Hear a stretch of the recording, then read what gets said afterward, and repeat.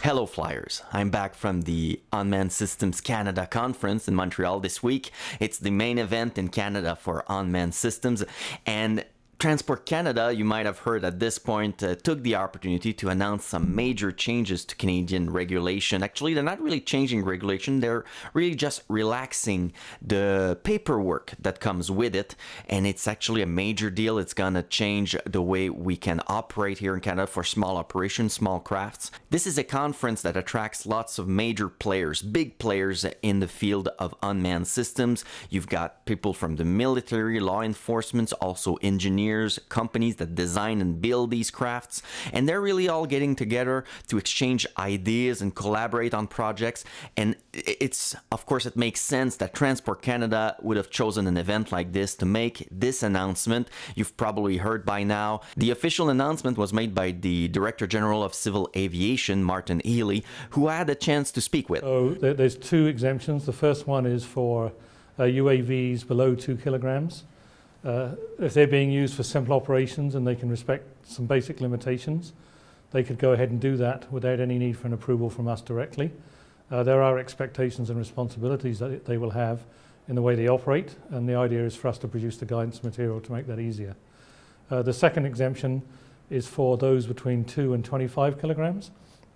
The same philosophy, but again, if they go into certain types of operations, they would still need to get an SFOC. The exact parameters that we will have to abide in order to benefit from this new framework were not given out. We're still waiting for those. They're going to come out by the end of the month.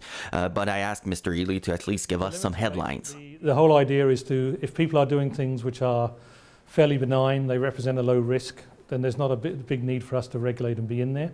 So it's really just establishing, what is a reasonable level of operation, staying away from built-up areas, staying away from aerodromes, airports.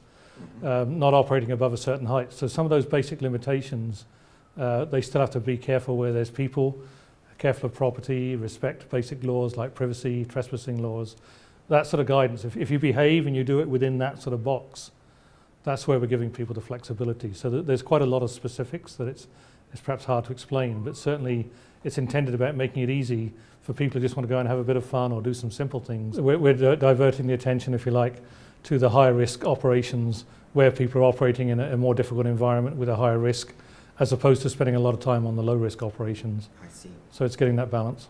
For the operators below 2 kilograms, they won't need to tell us anything. They have responsibilities.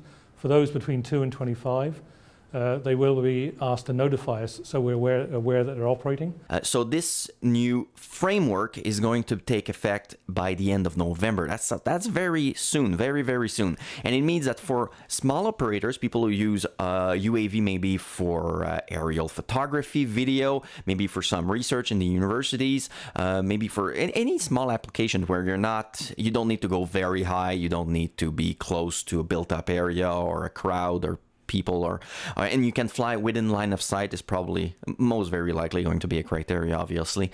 We know we won't be able to fly over Montreal, Vancouver, Toronto, but what is an urban area exactly? An urban area in Montreal is not the same thing as an urban area in Sherbrooke, for instance, where I live.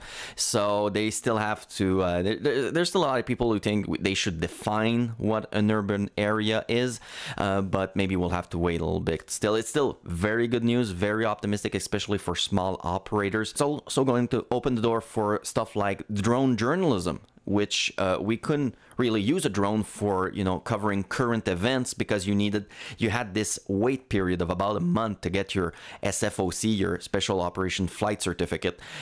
Now, with a small craft, you'll be able to just go cover the event and have the image for the 6 o'clock news. So that's going to be a major game changer. It's going to open up this whole field of drone journalism. I will keep you informed as details become available. In the meantime, safe flying.